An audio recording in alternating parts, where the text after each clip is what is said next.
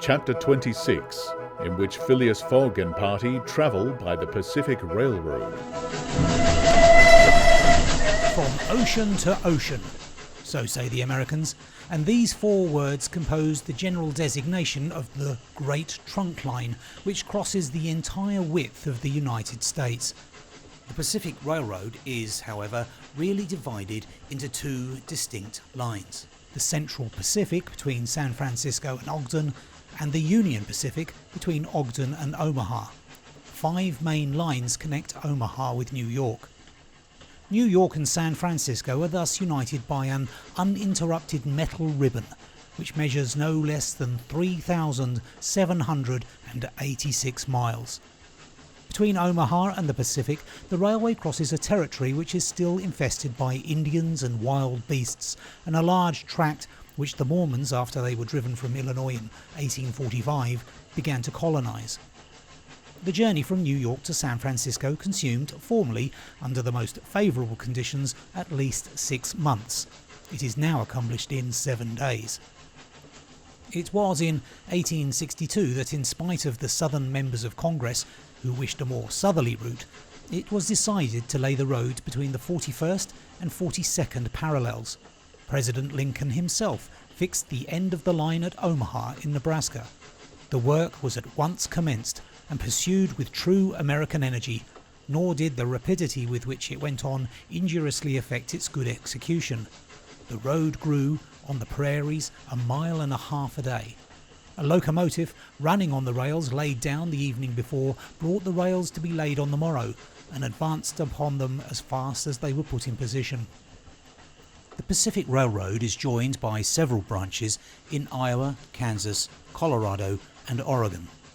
On leaving Omaha, it passes along the left bank of the Platte River as far as the junction of its northern branch, follows its southern branch, crosses the Laramie Territory and the Wasatch Mountains, turns the Great Salt Lake and reaches Salt Lake City, the Mormon capital, plunges into the Tooele Valley, across the American Desert, Cedar and Humboldt Mountains, the Sierra Nevada, and descends via Sacramento to the Pacific, its grade, even on the Rocky Mountains, never exceeding 112 feet to the mile.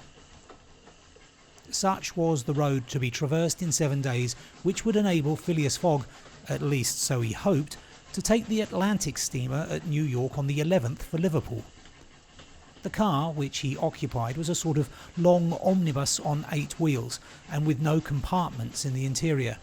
It was supplied with 2 rows of seats, perpendicular to the direction of the train on either side of an aisle, which conducted to the front and rear platforms. These platforms were found throughout the train, and the passengers were able to pass from one end of the train to the other.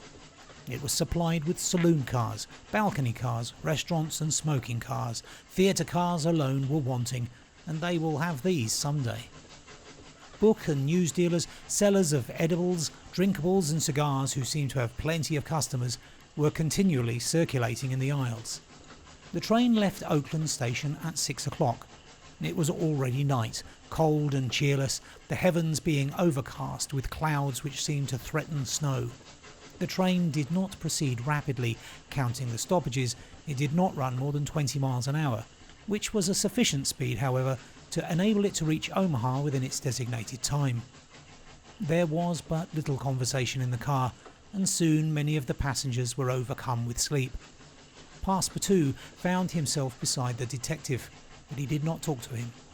After recent events, their relations with each other had grown somewhat cold. There could no longer be mutual sympathy or intimacy between them.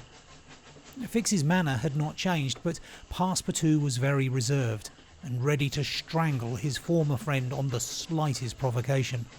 Snow began to fall an hour after they started, a fine snow, however, which happily could not obstruct the train.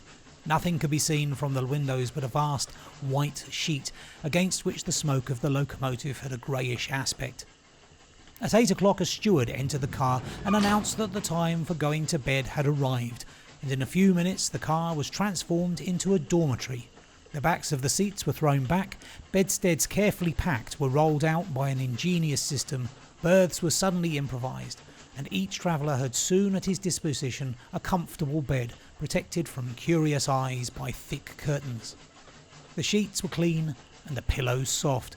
It only remained to go to bed and sleep, which everybody did, while the train sped on across the state of California.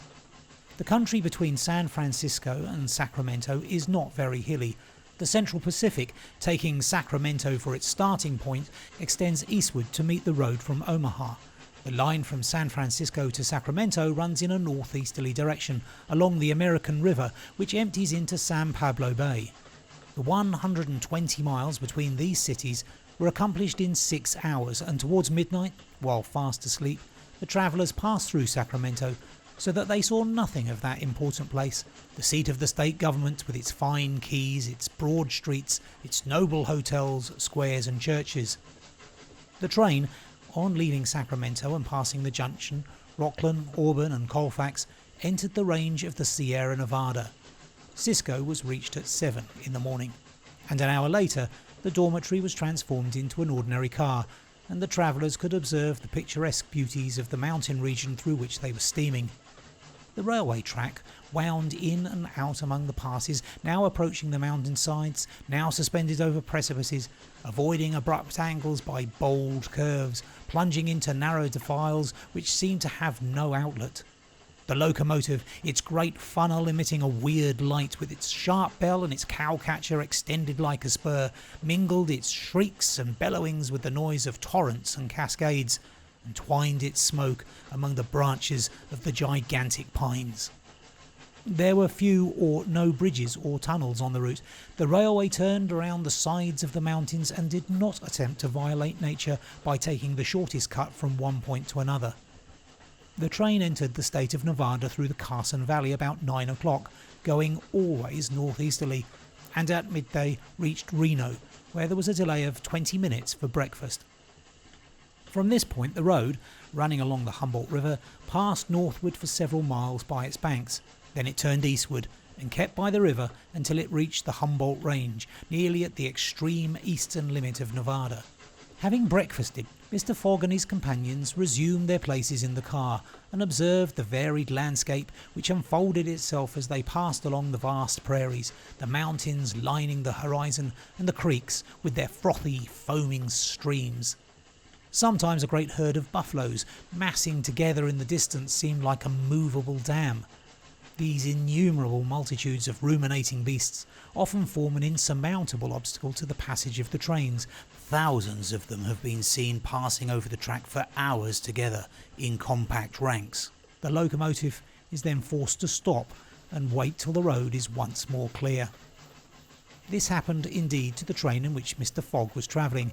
About 12 o'clock, a troop of 10 or 12,000 head of buffalo encumbered the track. The locomotive, slackening its speed, tried to clear the way with its cowcatcher, but the mass of animals was too great. The buffaloes marched along with a tranquil gait, uttering now and then deafening bellowings. There was no use of interrupting them, for, having taken a particular direction, nothing can moderate and change their course. It is a torrent of living flesh, which no dam could contain. The travellers gazed on this curious spectacle from the platforms, but Phileas Fogg, who had the most reason of all to be in a hurry, remained in his seat and waited philosophically until it should please the buffaloes to get out of the way. Passepartout was furious at the delay they occasioned, and longed to discharge his arsenal of revolvers upon them. "What a country!" cried he. "Mere cattle stop the trains and go by in a procession just as if they were not impeding travel. Parbleu! I should like to know if Mr. Fogg foresaw this mishap in his programme. And here's an engineer who doesn't dare to run the locomotive into this herd of beasts."